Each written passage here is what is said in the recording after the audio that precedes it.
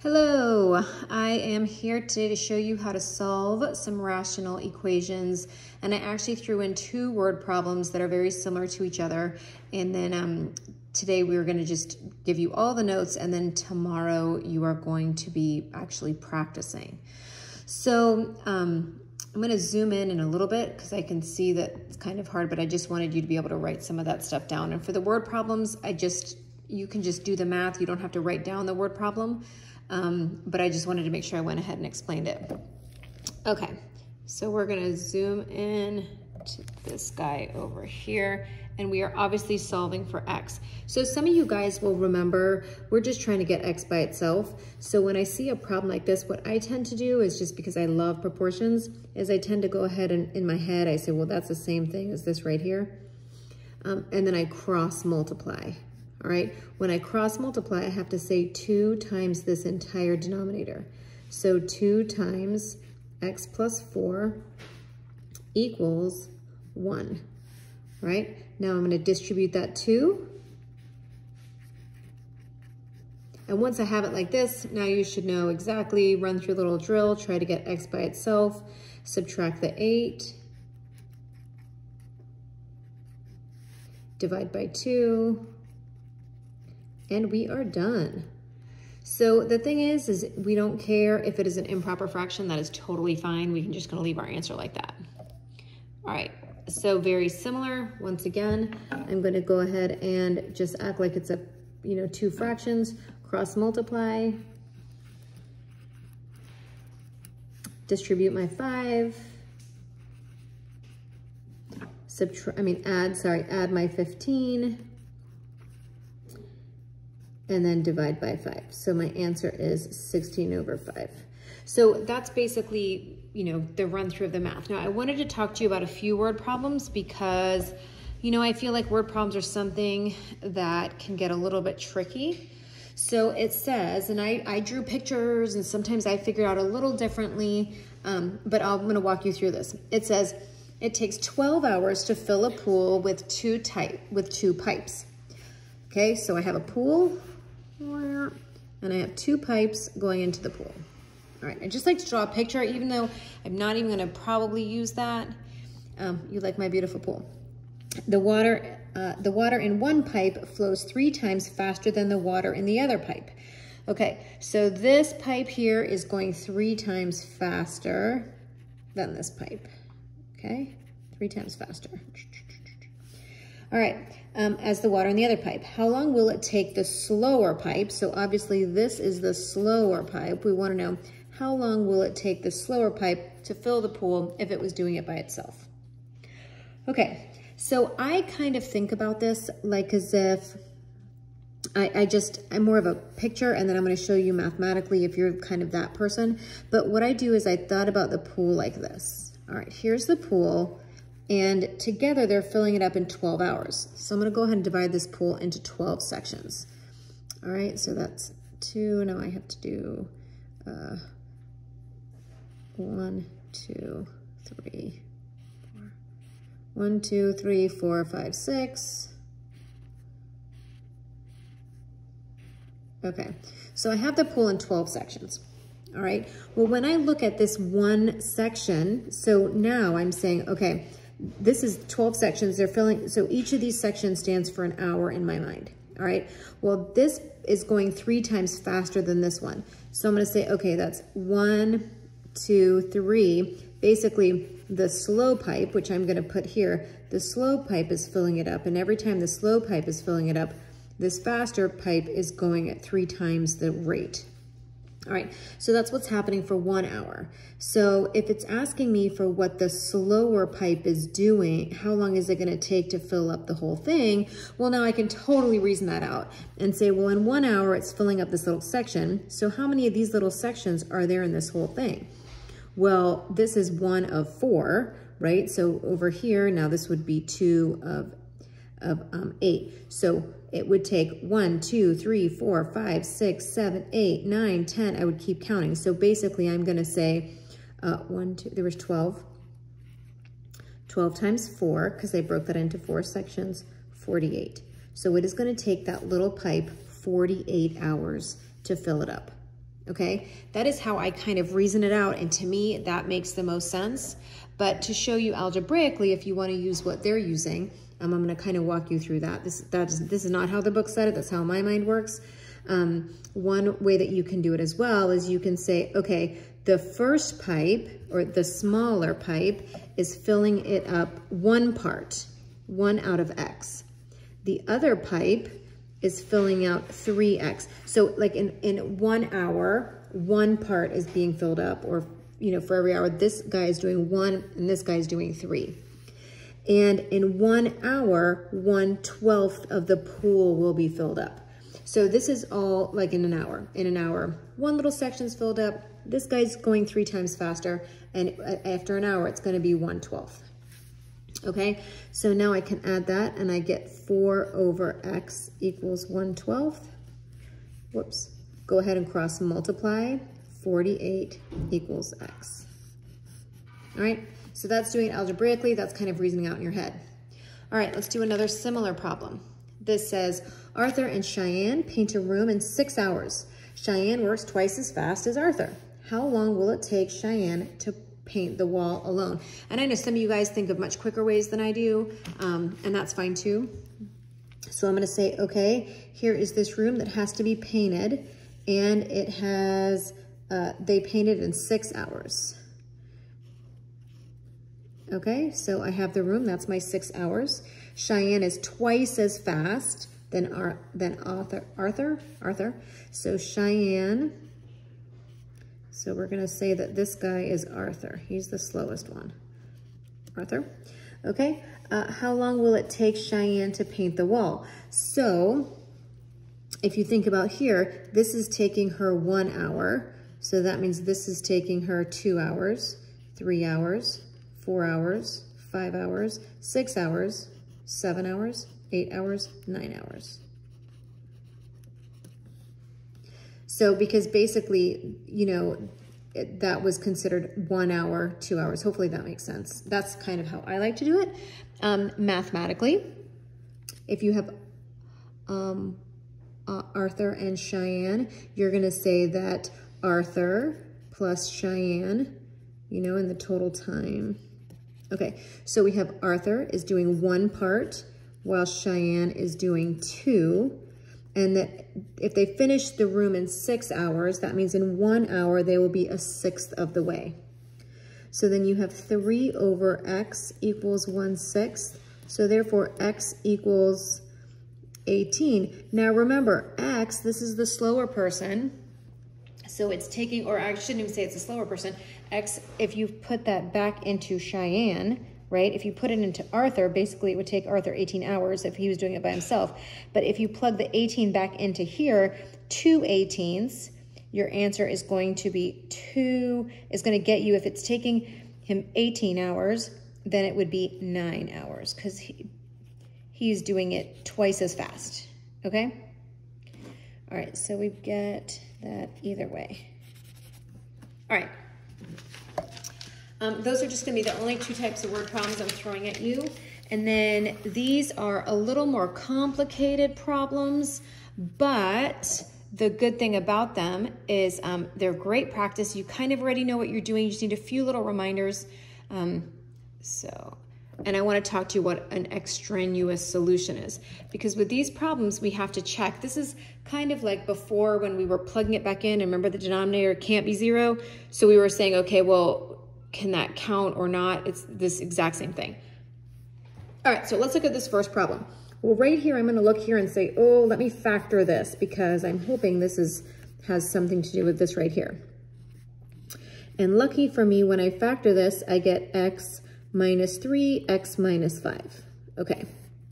So now, right here, usually we have to get a common denominator, rewrite, all that stuff. But since I have an answer over here, since this is an equation, not an expression, before, when I only had that part, I had to get a common denominator in order to add them.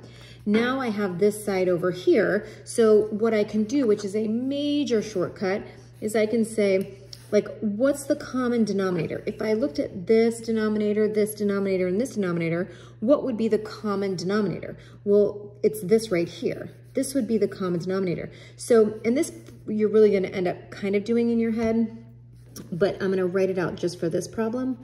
So if we multiply this entire problem by whatever the common denominator is, we're gonna start eliminating denominators, which means we're gonna go to not having any fractions, which is great, right? So I just put that on the outside there and I need to zoom back in.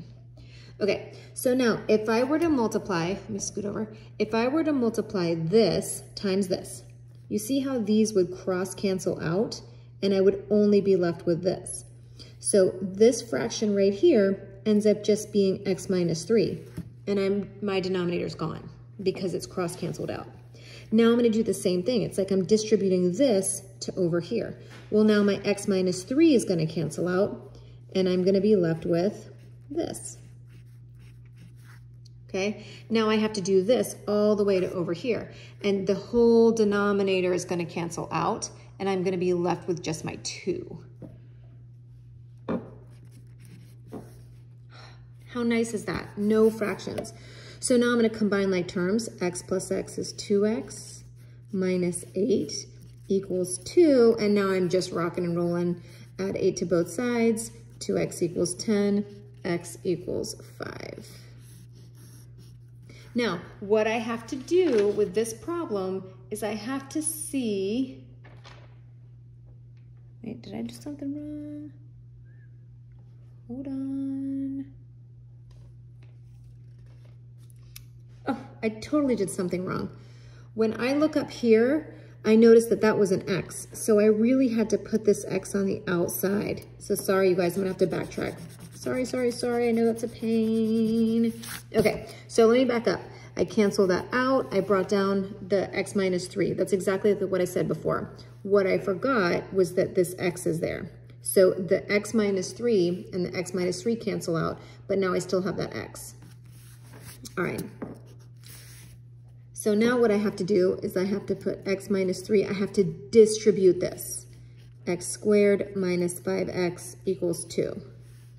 All right, now I'm just gonna reshuffle this because I don't like this. I feel like it's kind of messy. So I'm gonna put x squared. I have x minus 5x, which gets me negative 4x minus 3 equals 2. I'm going to subtract 2 from both sides because I want to set it equal to 0. Now that it's set equal to 0, I'm gonna factor. See, I told you guys this factoring stuff is not going away. Okay, 5 and 1. So I would use 0 product property. So x is gonna equal 5 or x is gonna equal negative 1. So usually you're done, you're finished, yay, you got your answer. But what you have to do is you have to go back and you have to see, are either of these extraneous solutions? Are either of them not gonna work because the denominator is gonna equal 0? If I plug 5 back in here, 5 minus 5 equals 0. Can't have that. So we know, boom, that we can't use 5. What about negative 1? Well, if I plug negative 1 in here, I get negative 6, totally fine. Negative 1 here, fine. Negative 1, negative 1. So your answer here is that x equals negative 1. Okay? All right, sorry about that with the x, you guys. That's annoying. Okay, so let's look. We only have a few more problems. Let's look here. Same thing. What is our common denominator going to be? It's going to be right here. So you're going to multiply both sides by that common denominator.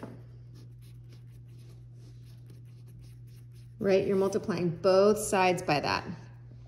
So what you're going to do here is you're going to end up canceling out, right? Your x minus 2, so you get x plus 2, you get x minus 2. And then the same things. Now this is a 1, so you're going to have x plus 2. Those are going to cancel out, equaling 4. Okay, I'm going to combine like terms. So 2x equals 4 because those cancel out. X plus x is 2x. X equals 2. Now I have to take this and see, is this, even though I only have one answer, it still could be extraneous. If I plug it in here, I get 4, that's fine. If I plug it in here, I get 0. So this is extraneous, which means this answer is going to be no solution. Okay, it means we can't have an answer. We don't have an answer. All right, 3 more problems to go in this section. I know this is kind of a long one. All right, so what you're gonna do here is you're gonna say, what is the common denominator? Same thing, x minus 2. So I'm gonna multiply this whole thing by x minus 2. Those are gonna cancel out, and I'm left with 5x equals. I have to multiply the 7 by x minus 2.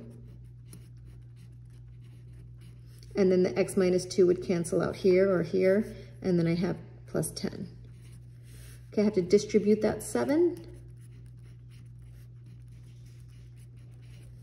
All right, I'm gonna kind of, I'm gonna try to see if I have any x squareds. Okay, I'm going to combine like terms. All right, now I'm just gonna solve for x. I'm gonna subtract 5 from both sides. Add 4, divide by 2, so x equals 2. Again, was that the same exact problem? No.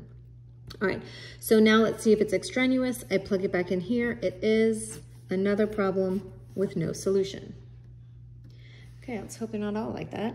All right, let's look at this guy down here, and then we just have one more. All right, so our common denominator is going to be 4 times x minus 3. So when you look here, you're gonna multiply this by 4 times x minus 3. And I don't wanna distribute it because it'll make it a little trickier. My x minus 3s are gonna cancel out, so I'm gonna be left with 4 times 3. It's gonna get me 12. Here, my x minus 3s are gonna cancel out, so I'm gonna be left with 4 times x. And with this guy, my 4s are gonna cancel out, and I'm gonna be left with x minus 3. But once again, no denominator is pretty easy. Okay, so 12 equals 4x. I'm going to distribute this, negative x squared, distribute that, plus 3x. Now, I like for my x squareds to be positive, so I'm going to start shuffling everything over here onto this side so that it will be positive. So I'm going to add x squared to both sides, so I have x squared. 4x plus 3x gets me 7x, but I'm going to subtract it. And then I still have this 12, and now I have nothing on the other side. Okay? I'm gonna go ahead and factor.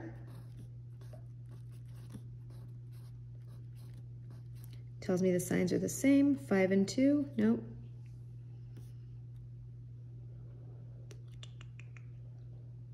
Trying to see if I did something wrong. Okay, what are the factors of 12? 1 and 12, 2 and 6, 3 and 4. 3 and 4 are my ticket. 3 and 4, okay. So use the zero product property, x equals 3, x equals 4. Let's see, if I plug a 3 in here, that won't work, that's extraneous. I can plug a 4 in here, I can plug a 4 in here, so therefore my answer is that x equals 4. All right, one more, and I don't think these are the hardest ones, but for some reason I hadn't had any of those. So if you just see it straight like this, and what you can do is you can do the same thing before, like in your head, you're gonna say, okay, they have the same denominator, I'm gonna multiply everything by x plus 3, you know that's gonna cancel out and that's gonna cancel out, and then you just end up straight like that, which is really nice. Okay, so what's the square, what's the opposite of, squaring something? Or actually, I'm sorry, we're gonna go ahead, you can solve this the square root method or factoring. All right, so if you do the square root method, what's the opposite of squaring something? Square rooting. X equals the square root of 9, so x equals positive and negative 3. And if you did this by factoring, then you would have just said x squared minus 9 equals 0. That's a difference of squares. So x would equal positive or negative 3 either way. So either way you get the same answer, but let's take a look because is one of these extraneous? If I plug in a positive 3 here, it's fine because 3 plus 3 is 9, 3 plus 3 is 9. If I plug in a negative 3, it's not gonna work. So my real answer for this problem is just x equals 3. Okay, so I know that is quite wordy. Today I'm not gonna give you any practice problems. Tomorrow you are going to practice. And what I'm gonna do is I've drawn out all of the answers. So tomorrow you are going to actually do this assignment. I'm gonna, you know, kind of zoom in so you can really go slow and see, see my work. If you have any questions, kind of drew some out, and I did some mathematically. And you can pause the video if you need to. So you really, this class assignment is really gonna take 2 days. All right, good luck you guys. It's just a little bit tedious. Hopefully you think it's fun. Talk to you later, bye.